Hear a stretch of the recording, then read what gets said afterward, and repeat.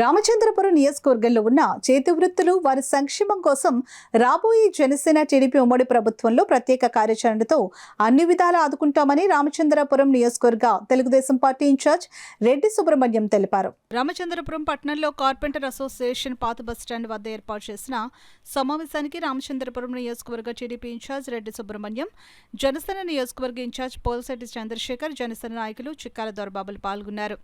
సందర్భంగా పట్టణ కార్పొరేటర్లు సంఘం అధ్యక్షులు అప్పాడి శ్రీనివాస్ మాట్లాడుతూ కార్పెంటర్లు ఎదుర్కొంటున్న సమస్యలను నాయకుల దృష్టికి తీసుకుని వచ్చారు. గతంలో ఉన్న ఆదరణ పథకాన్ని పునరుద్ధరించి అన్ని విధాల సహాయం అందిస్తామని నాయకులు హామీ ఇచ్చారు. ఈ కార్యక్రమంలో కార్పెంటర్ సంఘం జిల్లా అధ్యక్షులు జె చంద్రశేఖర్, కార్యదర్శి డిఎస్ఎన్ నారాయణమూర్తి, టీడీపీ జనసేన నాయకులు పాల్గొన్నారు. అలాగే ఫారెస్ట్ వేధింపులు కూడా తొలగించాలని మేము కోరుకుంటున్నాం.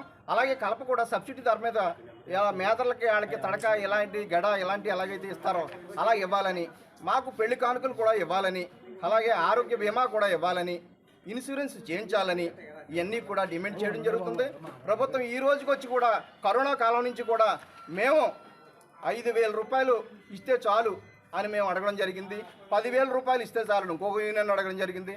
ఎక్కడ కూడా కరోనా కాలం నుంచి అనేక రకాల బాధలు పడ్డాం, కానీ ఏది కూడా కడిచెవురు పెట్టింది తప్ప ఏది కూడా మాకు మేలు చేసింది ఈ వైసీపీ ప్రభుత్వం చేయలేదని కూడా మేము మనవి చేసుకున్నాం. ఇప్పటికైనా సరే మమ్మల్ని ఆదుకోవాలి, ప్రభుత్వం ఆలోచన చేయాలి. మా డిమాండ్స్ కూడా మేనిఫెస్టోలో పెట్టాలని కూడా మేము కోరుకుంటున్నాం. ప్రతి ఒక్కరికి లోన్లు ఇవ్వాలని మేము కోరుకుంటున్నాం. మాకు పని కల్పించాలని కూడా మేము కోరుకుంటున్నాం.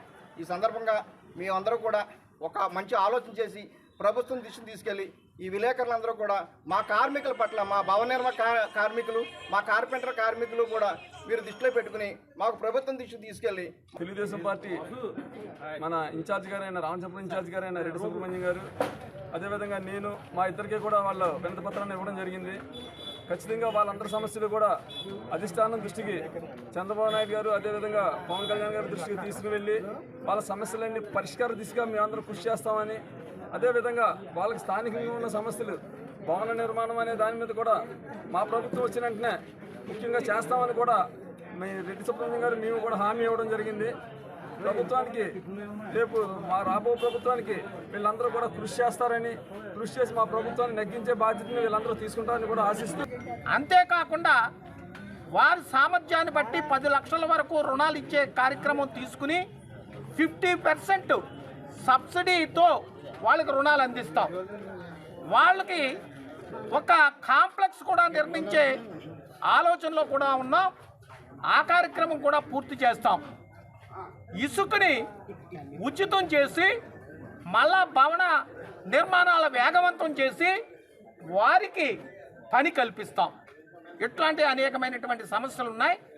ఆ సమస్యలన్నీ కూడా విన్నాం. చంద్రశేఖర్ గారు, మేము కూడా మరి పవన్ కళ్యాణ్ గారు, చంద్రబాబు నాయుడు గారు దృష్టికి తీసుకువెళ్ళి రేపు ఉమ్మడి ప్రభుత్వం ఏర్పడిన వెంటనే ఈ వడ్రంగ మేస్త్రుల సంఘాన్ని ఆదుకుంటామని మీ ద్వారా నేను తెలియజేస్తాను.